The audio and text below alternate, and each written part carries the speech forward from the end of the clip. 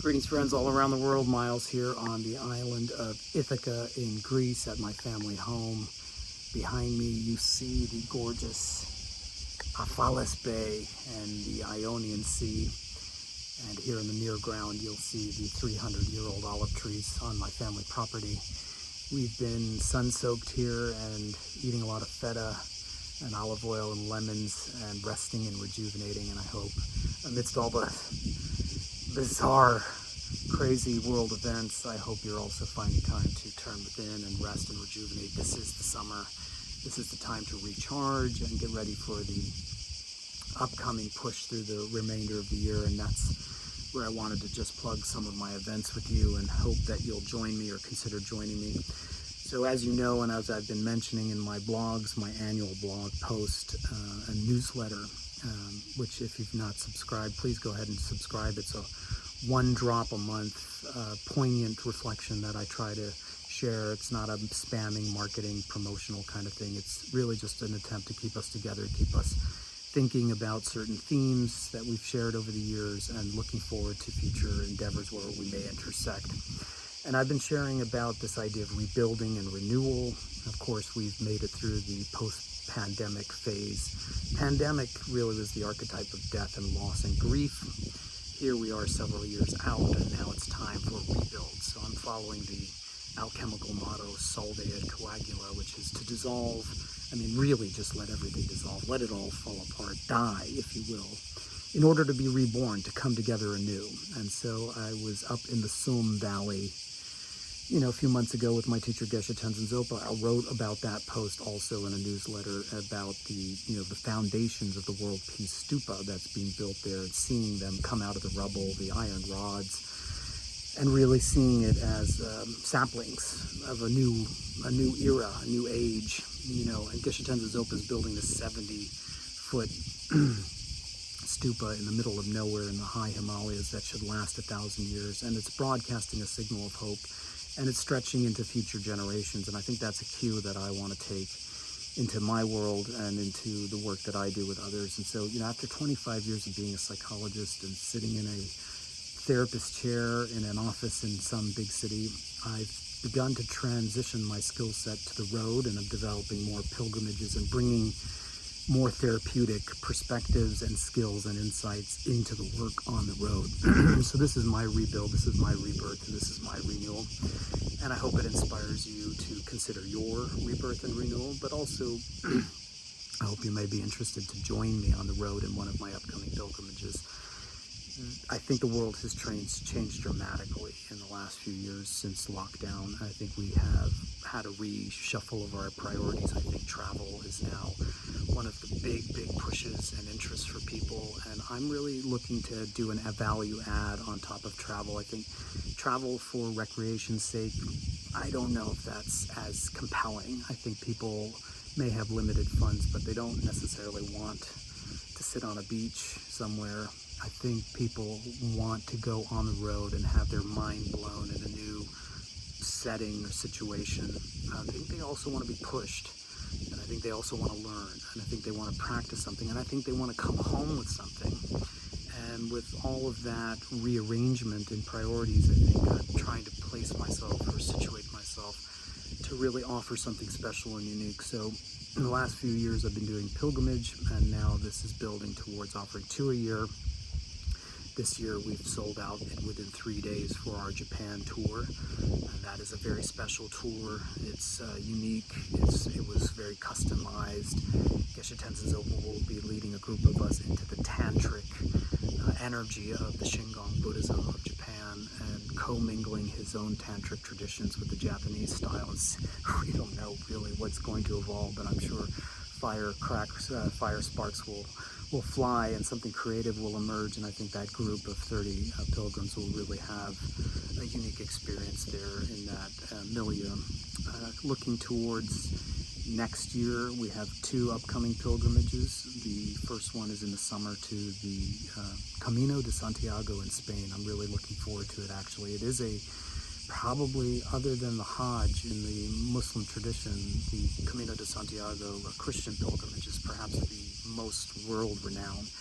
And you don't have to be Christian, of course, to go on it, especially in when I'll be leading it, we'll be looking at it in terms of its universal archetypes and themes. And there I really want to showcase some of my contribution, bringing a lot of psychological skills to the road. Yes, it's 100 miles walk, so it'll be physically challenging. It will be exquisitely beautiful. We'll be staying in wonderful guest houses. We'll be eating incredible food.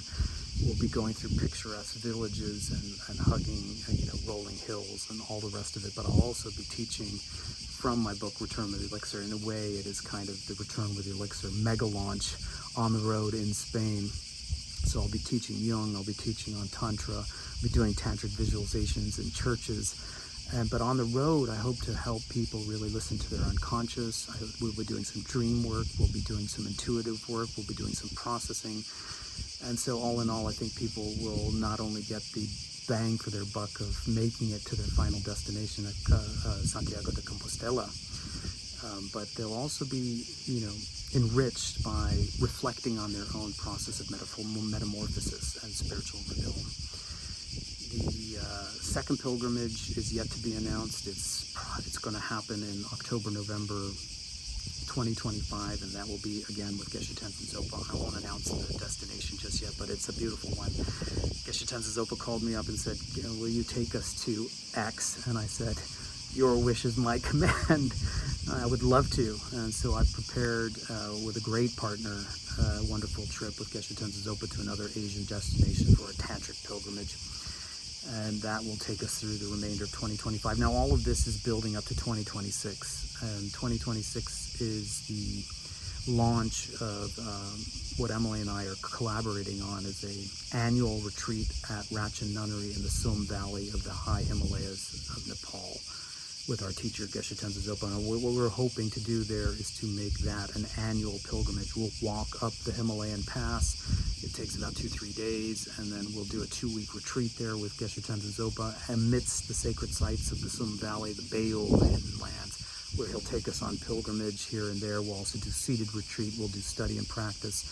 And then I'm really working on how to make it really, really special and unique, and I'm thinking that I will bring science and psychology in somehow as a kind of annual seminar at the end of that retreat or amidst that retreat. And we will roll that out. I hope to really make that a kind of ongoing commitment so people can sit with Geshe Tenzin Zopa every year and get some new perspectives to conjoin with Buddhism and really feel like they have a North Star to shoot for. So that's 2026. And so the Tsum Valley Rachen Nunnery World Peace Stupa that is going to be launched in 2026 will coincide obviously with our retreat, and that gives us 2 years. And so I'm asking each and every one of you to think about the next 2 years of your rebuilding process. Just like that beautiful stupa that's being reconstructed, you too can be reconstructed.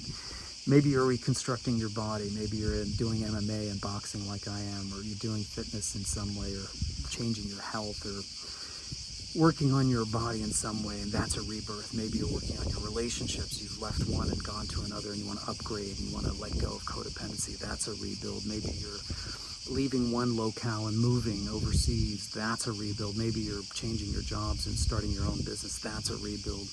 Maybe you're thinking about institutions that could replace the ones that are on life support right now, whether they be in the energy sector or the medical sector or the political sector or the economic sector. They will require people like you and me to come up with new and novel ideas, not hatch them fully formed, but experiment with them and refine them. And for that, you need some runway period, and for that, you also need the courage to make some mistakes and to refine and test your offering. So think about the next 2 years as a rebuild, and think about the pilgrimages that I'm offering as possible opportunities to intersect in your own spiritual journey, with the goal of getting up there at the high Himalayas 2 years from now for an annual retreat that may go and may run as a touchstone for the rest of our lives. That's at least how I'm thinking about it. There are some die-hard folks out there that I know that will really resonate for, and there will be others that are just remotely curious. Of course, they're welcome too. And so I just want to say thank you to everyone. This is the summer. This is a period of reflection for me. I'm deeply indebted, my family and I, Emily and the kids, are deeply indebted to all of you will enrich our lives and make all of these offerings possible.